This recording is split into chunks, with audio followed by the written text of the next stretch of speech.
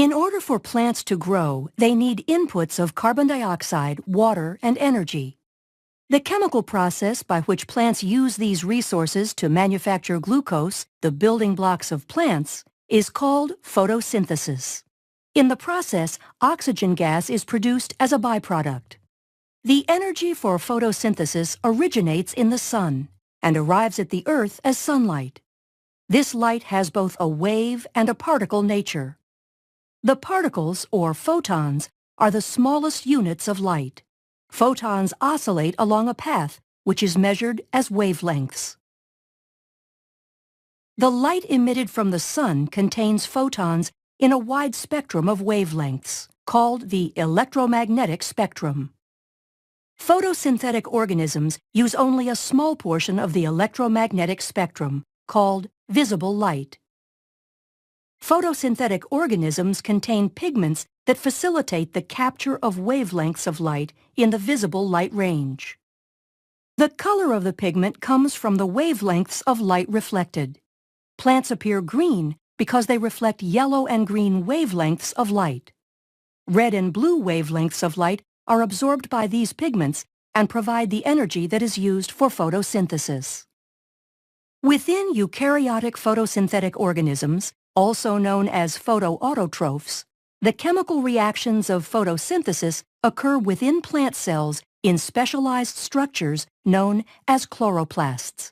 Photosynthesis consists of two sets of reactions, the light-dependent reactions and the Calvin cycle. Within the chloroplast are small disc-like structures called thylakoids, which are surrounded by a fluid-filled space called the stroma. The reactions that synthesize glucose, the Calvin cycle, occur in the stroma. The light-dependent reactions occur in the thylakoid. It is here that conversion of light energy to chemical energy is initiated. In most photosynthetic organisms, thylakoids contain pairs of photosystems, called photosystem 1 and photosystem 2, that work in tandem to produce the energy that will later be used in the stroma to manufacture sugars. The photosystems of the thylakoid consist of a network of accessory pigment molecules and chlorophyll, the molecules that absorb the photons of light. Within the pigment molecules, the absorbed light energy excites electrons to a higher state. Photosystems will channel the excitation energy gathered by the pigment molecules to a reaction center chlorophyll molecule, which will then pass the electrons to a series of proteins located on the thylakoid membrane. Photons of light strike photosystems 1 and 2 simultaneously. We will examine what happens with the photons striking photosystem 2 first. The energized electrons are passed from the reaction center of photosystem 2 to an electron transport chain. The electrons lost by photosystem 2 are replaced by a process called photolysis, which involves the oxidation of a water molecule producing free electrons and oxygen gas. While this oxygen gas is a byproduct of photosynthesis, it is an important input to the cellular respiration pathways.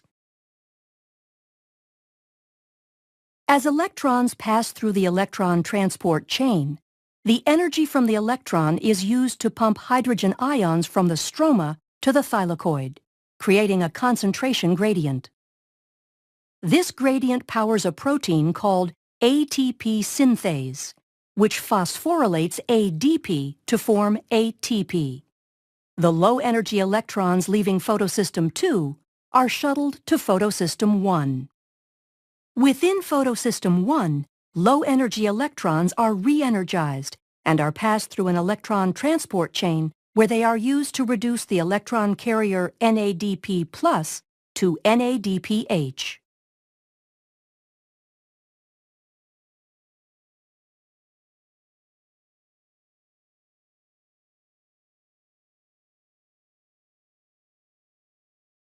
When the chloroplast is receiving a steady supply of photons, NADPH and ATP molecules are rapidly being provided to the metabolic pathways in the stroma. Therefore, the ATP and NADPH formed during the light-dependent reactions are used in the stroma to fuel the Calvin cycle reactions. The Calvin cycle consists of a series of reactions that reduce carbon dioxide to produce the carbohydrate glyceraldehyde 3-phosphate. The cycle consists of 3 steps, the first of which is carbon fixation. In this step, carbon dioxide is attached to ribulose 1,5-bisphosphate, resulting in a 6-carbon molecule that splits into 2 3-carbon molecules. The second step is a sequence of reactions using electrons from NADPH and some of the ATP to reduce carbon dioxide.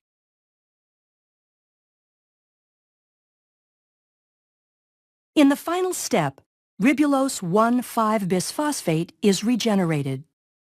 For every 3 turns of the cycle, 5 molecules of glyceraldehyde 3-phosphate are used to reform 3 molecules of ribulose 1,5-bisphosphate. The remaining glyceraldehyde 3-phosphate is then used to make glucose, fatty acids, or glycerol. It takes 2 molecules of glyceraldehyde 3-phosphate to make 1 molecule of glucose phosphate. Thus, the Calvin cycle has to run 6 times to produce 1 molecule of glucose. These molecules can remove their phosphate and add fructose to form sucrose, the molecule plants use to transport carbohydrates throughout their system. Glucose phosphate is also the starting molecule for the synthesis of starch and cellulose. Plants produce sugars to use as storage molecules and structural components for their own benefit. By utilizing the energy of the sun, along with inputs of water and carbon dioxide, plants act as glucose factories. Photosynthetic organisms are the primary producers of glucose on the planet. They also produce oxygen gas as a byproduct, and thus serve as the foundation of life, providing food and oxygen for the complex food webs on both land and in the oceans.